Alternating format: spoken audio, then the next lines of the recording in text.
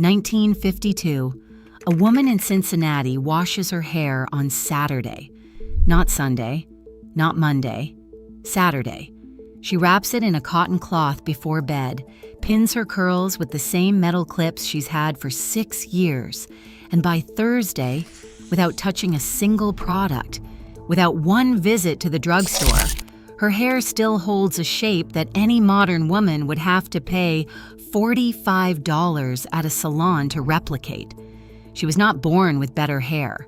The world she lived in had not yet decided that stripping the scalp of its natural oil every single morning and then selling her something to replace it was a viable business model. Number 11 is what she did with an onion, and a 2002 study in the Journal of Dermatology has since confirmed it works better than most prescriptions. Number 1 is the reason her hair still looked the way it did on Thursday. These are the 13 secrets. Number 13, the cold rinse. Before conditioners, before shine serums, before anything in a bottle that cost more than 50 cents and promised luminosity. The final rinse was cold. Hair has a cuticle layer, a series of overlapping scales running the full length of each strand. Heat opens those scales. Cold closes them. A scalp temperature shampoo does the first job, and the cold rinse does the second. What registers as shine is light reflecting off cuticles that lie flat.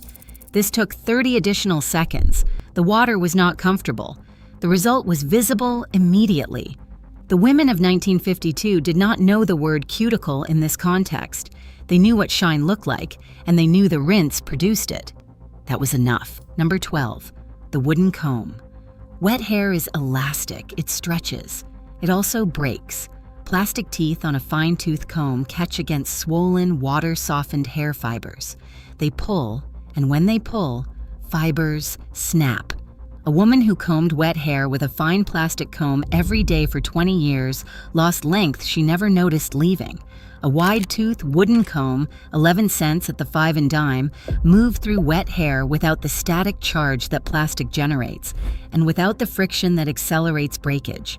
From the ends upward, one section at a time. The method was not complicated. It required only that she not be in a hurry about her hair. She generally was not. Number 11, the onion rinse. I know what you are thinking. Stay with me for 30 seconds before you decide. The smell does not stay. It leaves with the rinse water. What stays is sulfur, and that is the point. Hair is made of a protein called keratin. Sulfur is a structural element of that protein, making up roughly 14% of each strand's composition. In 2002, a study published in the Journal of Dermatology found that applying onion juice to the scalp twice a week for 6 weeks produced measurable hair regrowth in participants with patchy hair loss, at rates significantly above the control group that used plain water. Sulfur, the researchers concluded, stimulates circulation at the follicle and feeds the growing strand. The women who used it didn't have that study. They had the observation. 1 medium onion boiled in enough water to cover it, then cooled completely. Strain the water into a pitcher and use it as a final rinse, applying it from the scalp outward, leaving it for 5 minutes, then rinsing it away. The smell leaves. The results don't. Number 10, apple cider vinegar rinse. The scalp maintains a natural pH, roughly 4.5 to 5.5, mildly acidic. Most commercial shampoos, particularly those that became standard by the 1970s, operate at a pH between 7 and 9. Because pH is a logarithmic scale, a shampoo at pH 9 is not slightly more alkaline than the scalp. It is 10,000 times more alkaline. The cuticle layer opens. The acid mantle, the thin protective film that keeps the scalp resistant to bacteria and environmental damage, is disrupted. Apple cider vinegar, diluted in water at 2 tablespoons in 1 cup, restored the pH. A Heinz bottle with a red label cost 23 cents at the A&P.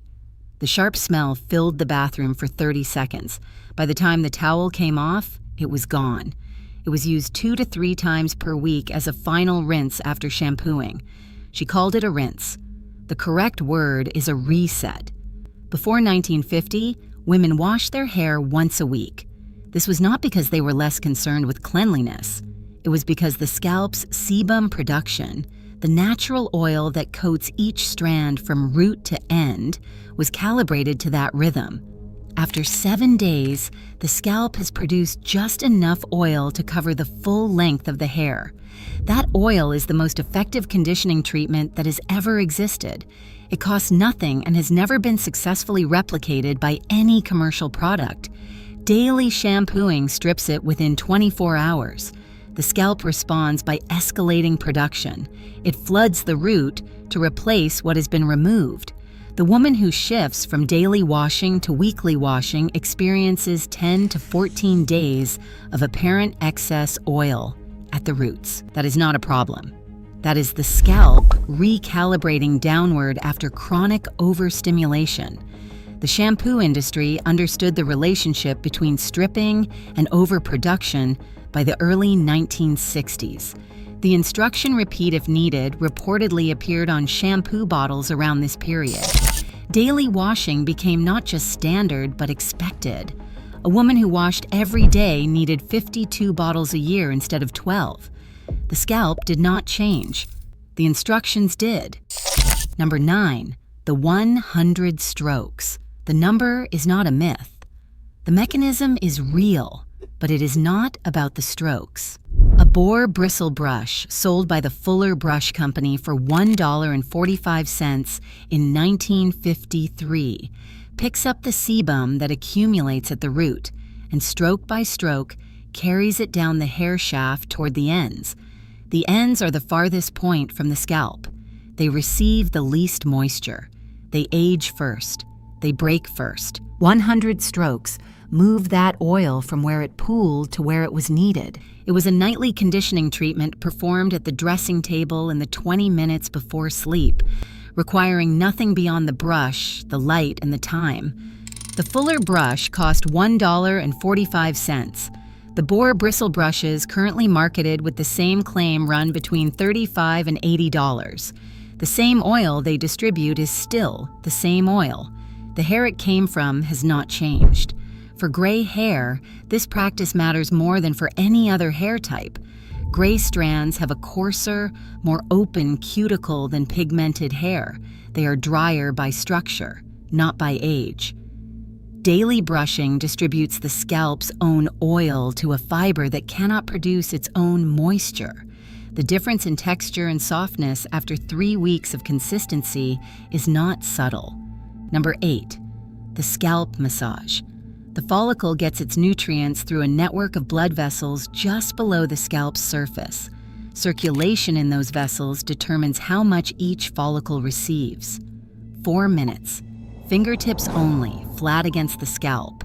Small circular movements across the full surface. Not scratching, not pressing hard. Move the scalp slightly against the skull. That slight movement is what increases blood flow.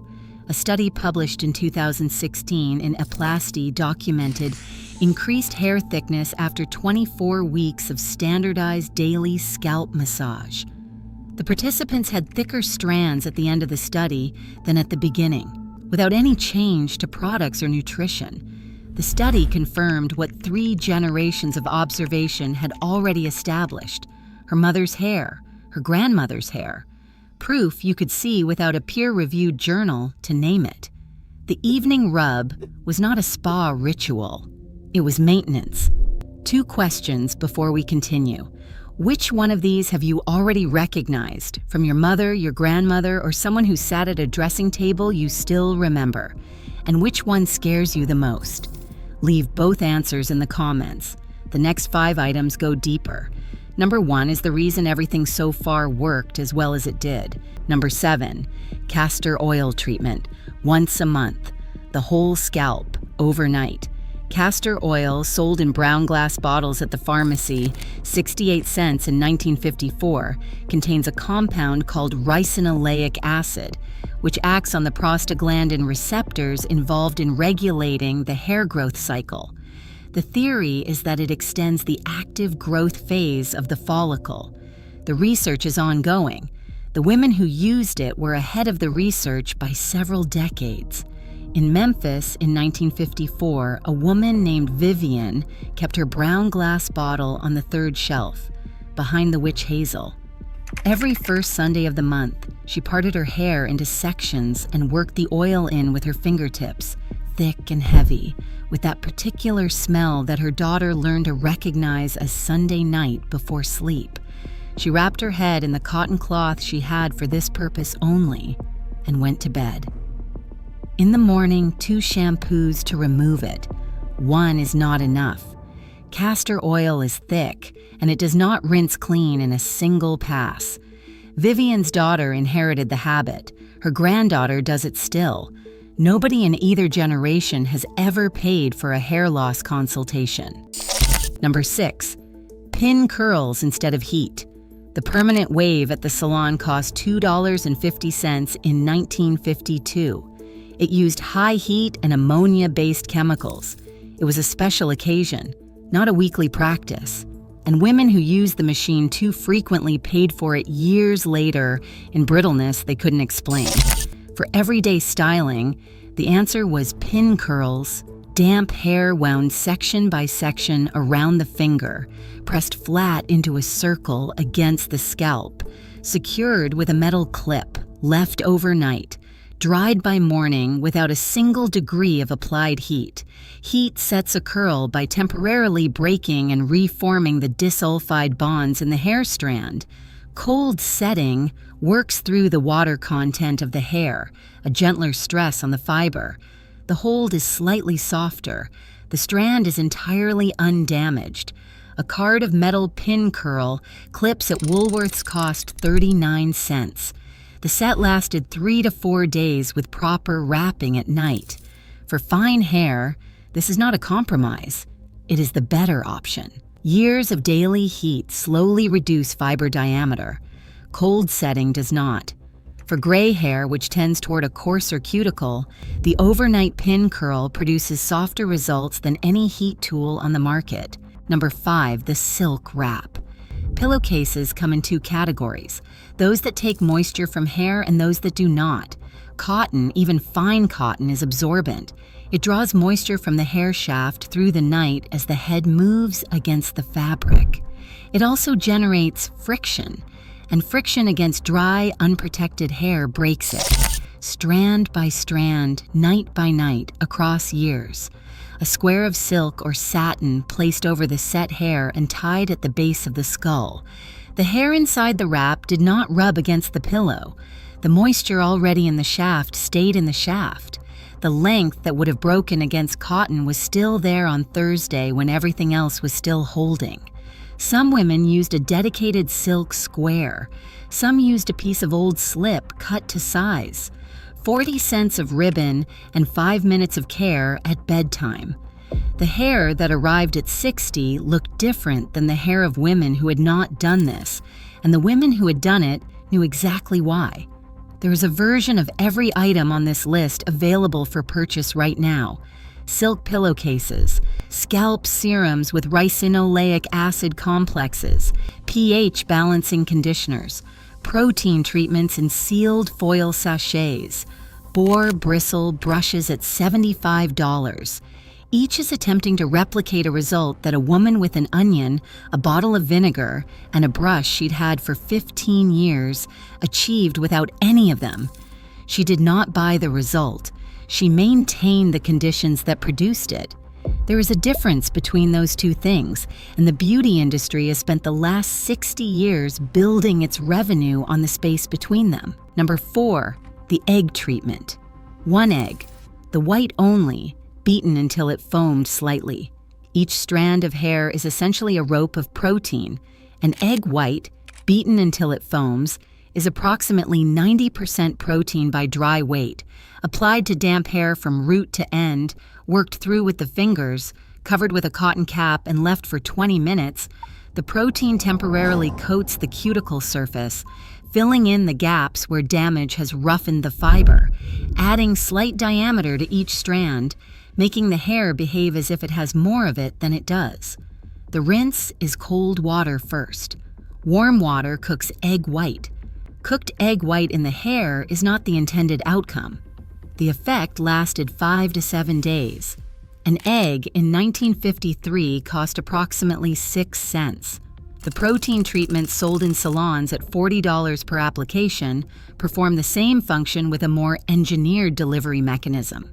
In most controlled comparisons, the outcome is not $40 better. Number 3, the scalp-only shampoo, a correction to what shampooing is for. Shampoo is a detergent. It is formulated to dissolve oil. The scalp produces oil. The scalp is what needs cleaning. The 12 to 14 inches of hair hanging below the scalp. The length, the ends, the section most visible to the world, does not produce oil, does not collect comparable residue, and does not need a detergent applied to it. Running shampoo down the length of the hair cleans nothing that requires cleaning. It strips moisture that the strand cannot replace. The ends dry, they split, they break. The woman reaches for conditioner to correct what the shampoo created. She shampooed the scalp and rinsed. She conditioned the length. 2 different jobs, 2 different directions. The shampoo went up at the root. The conditioner went down the shaft. The product that combines both functions, by definition, does neither as well. Apply this correction for 8 consecutive weeks. The ends will not need to be told whether it worked. Number 2, the weekly schedule. Every other item on this list is trying to do the same thing. Keep the scalp's natural oil present, distributed, and undisturbed. That is only possible inside a weekly cycle. Strip the oil every morning, and the cold rinse has nothing to seal. The wooden comb moves through stripped hair and still causes breakage. The 100 strokes distribute oil that wasn't given enough time to accumulate. The pin curls hold less because the hair they're setting has already been dried out by this morning's wash. She did not wash her hair every day. Not because she was careless, because her grandmother hadn't, and her grandmother's hair had told her everything she needed to know. 6 days out of 7, Saturday was coming. She could wait. 12 items, 1 left. Everything before number 1 was a technique, a rinse, a brush, a clip, a schedule. Number 1 is not a technique. It is the thing that made the techniques possible, and the thing that disappeared so gradually that nobody noticed it was gone until it was already impossible to buy back. Number 1, time. She was not in a hurry. The cold rinse happened because the wash was ending. The 100 strokes happened because it was that hour, that chair, that table. The pin curls went in because they always went in on this night. She did not have more hours in the day than we do. She had a week with a shape to it. The habits lived inside the shape. She did not choose to do them each time. She just sat down. We bought the speed. We got the speed. We did not get the hair. That was the system. The structure was the product. We forgot that and started shopping for something to replace it. 13 habits. None required a product that did not exist in 1952. Start with 1. The scalp-only shampoo. 8 weeks, no product on the length. The ends will tell you. If this found you at the right moment, subscribe and hit the bell. There is more where this came from.